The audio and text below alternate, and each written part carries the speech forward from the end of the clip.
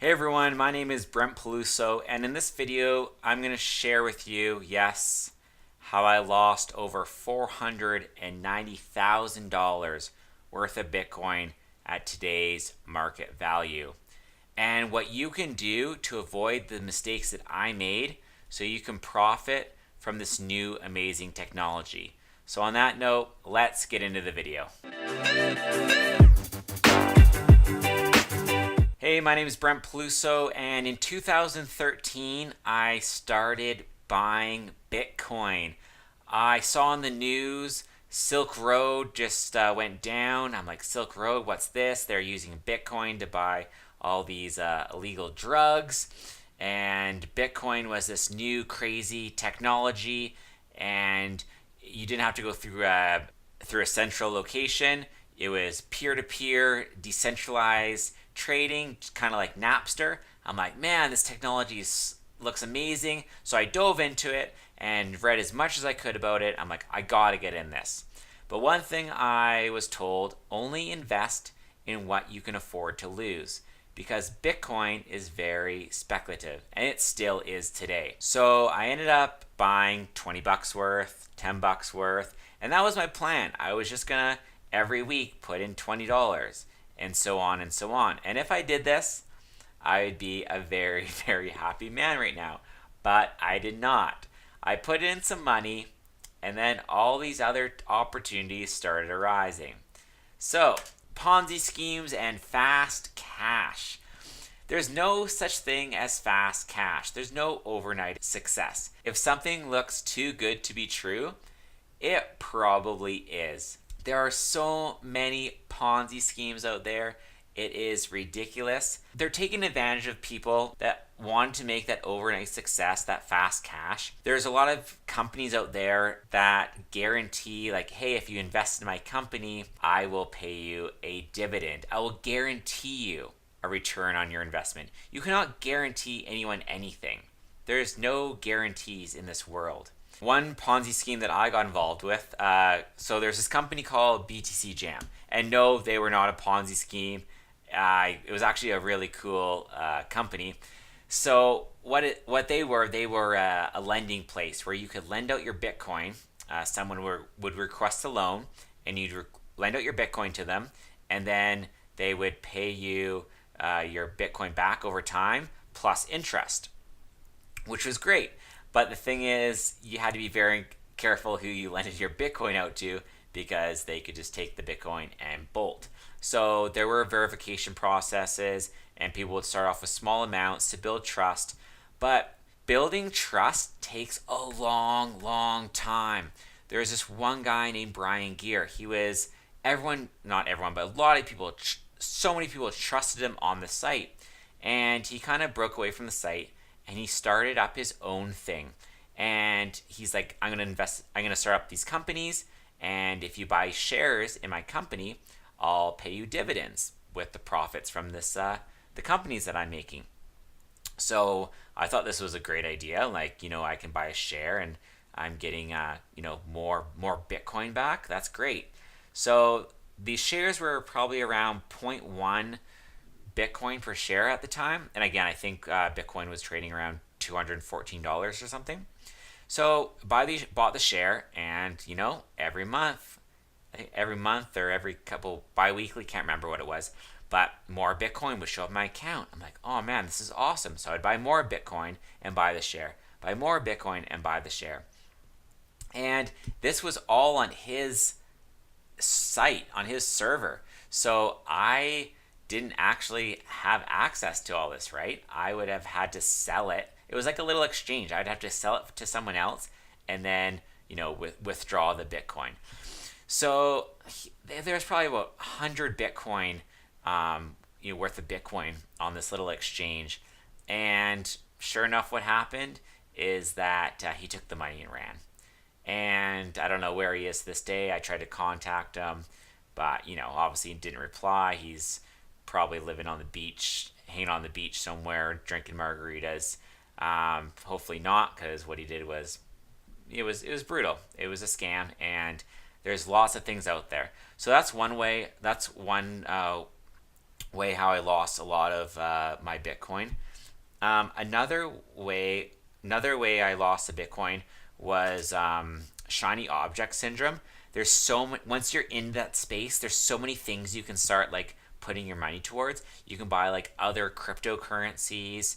One thing too, you can start buying things with Bitcoin. So you have Bitcoin, and you're like, oh, now I want to spend it. There was a guy by the name of Jeff Berwick, and he's a libertarianism anarchist, hates the government, and all about being free. And I like to be free too. I'm not a big fan of the banks. I want to control my own finances and things like that. There was this place in Chile called Gulch Chili. And if anyone's watching this video and knows what I'm talking about, leave a comment below. It looked legit. Jeff Berwick was on CNBC News. He's like, yeah, we're starting this community. You can buy a piece of land. I think there was 1.25 acres, 5 acres, and so on. And a couple of people, big players, came in and started buying up some big property there. And my friend and I were like, "Hey, do you want to go in on it? Like, it's like I want freedom in my life. I want time. I want freedom. I want to be able to travel the world." And I'm like, "This would be a great place. We could, network with like-minded people." And it was 45 minutes from the Via del Mar, the beach, 100, 1.5 hours from Santiago, the main city. The Chile economy was looking awesome.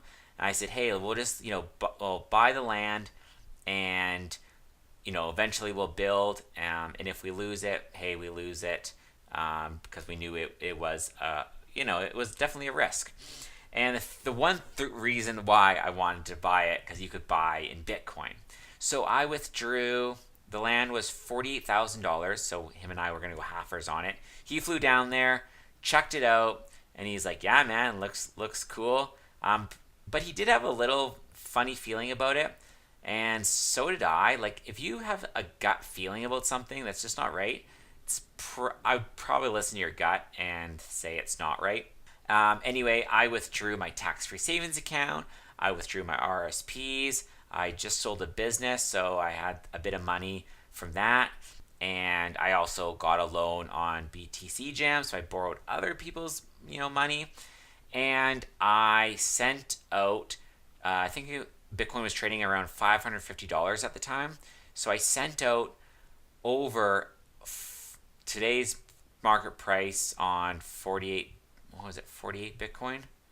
Something like that, 452, 48 Bitcoin. Anyway, probably around, $500,000 today if I would have just kept that. But, sent it out, and sure enough, a couple months later, I see there's a big lawsuit going on because someone in Gulch, Chile took the money and ran.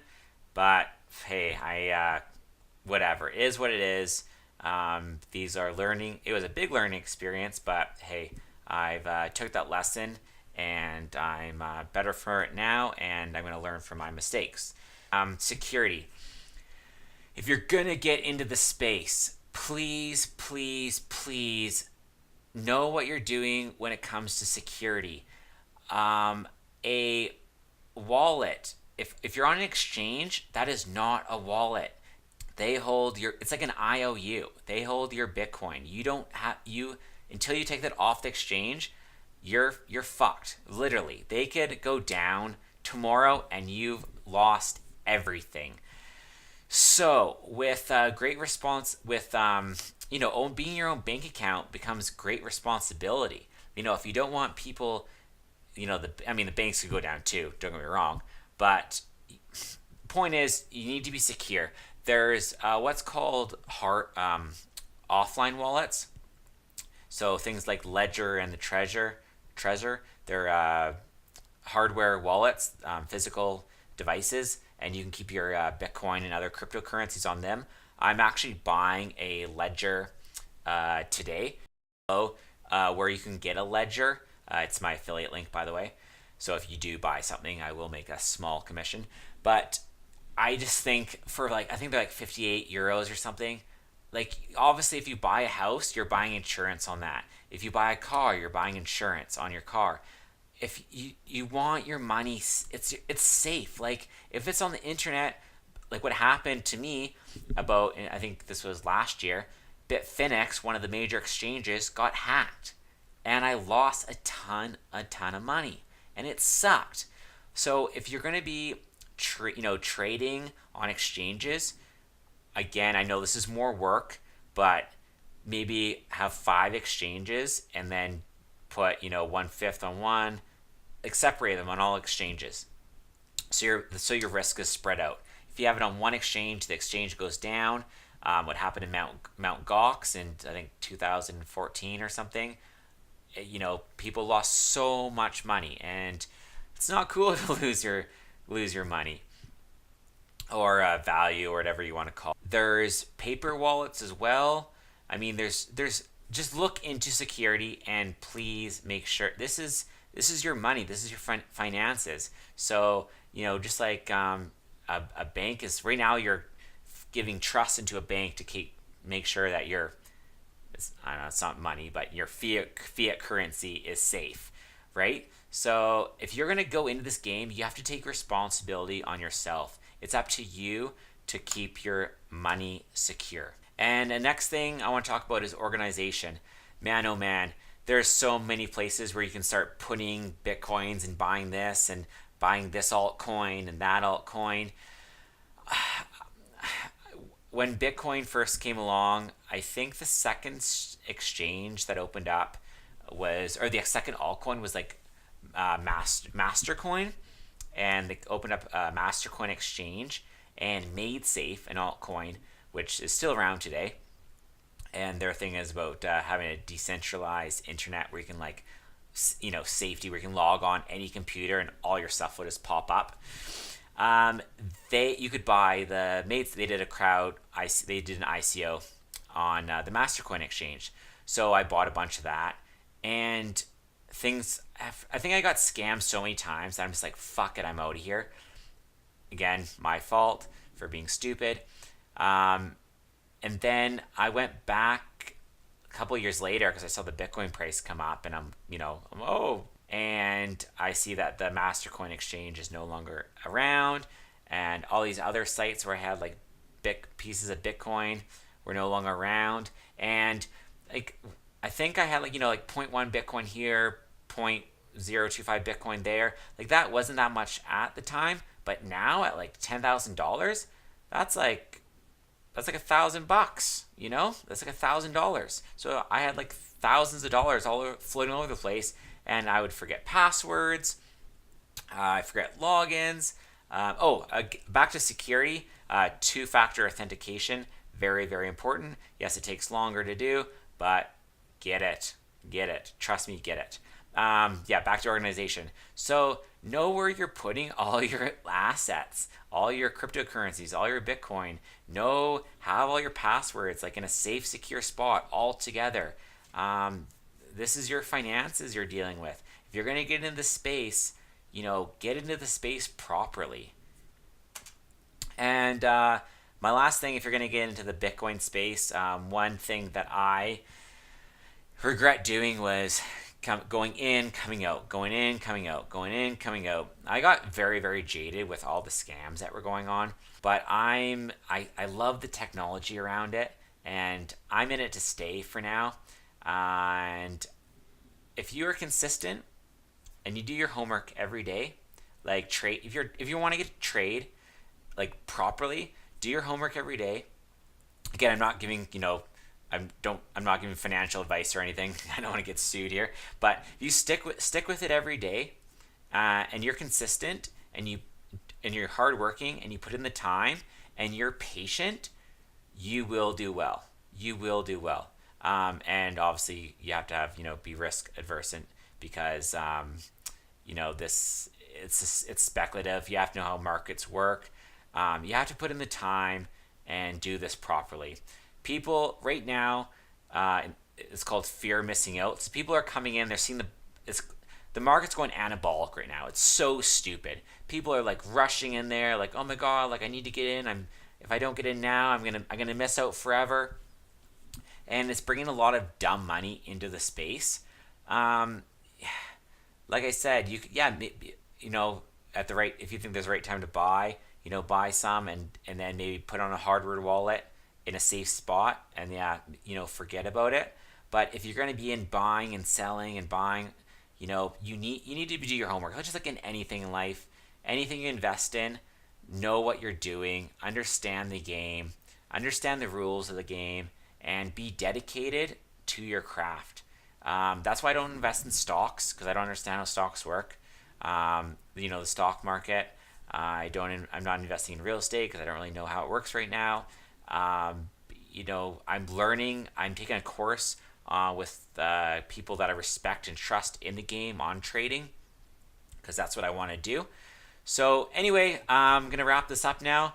But those are a few of the ways that I lost some money. So I just don't want you guys to lose any money, because it really, really sucks. So just be smart and do your due diligence and be safe out there, guys. Again, my name is Brent Peluso. Thank you so much for watching. And in the comments below, if you've been scammed before, in the comments, let me know, because I want to share, all these scams with people, and maybe we can help other people learn from our mistakes. And what kind of security are you guys using? Are you guys using the Trezor, Ledger, paper wallets? I'd love to know. So please leave a comment down below. And if you like this video, give me a thumbs up and hit the subscribe button. All right, guys, have an amazing day, and we'll talk to you on the next one. Bye-bye.